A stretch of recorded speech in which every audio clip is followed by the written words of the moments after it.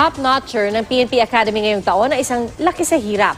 Pinuri pa siya ni Pangulong Duterte at nakatanggap pa ng ilang regalo. Nakatutok si Marie Zamay.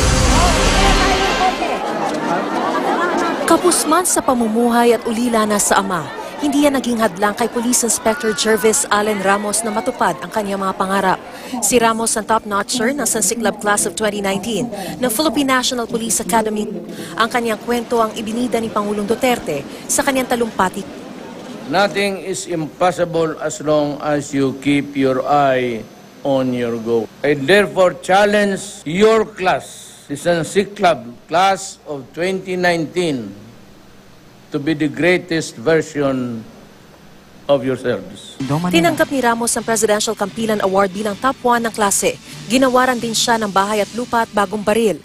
Bago pumasok sa PNPA Criminology Top 3 Board Passer na si Ramos. Madalas nababalita ang mga iilang nasasangkot sa mga katiwalian at gawaing iligal. Ito ay mga hadlang na susukat ng aming katatagan at katapatan.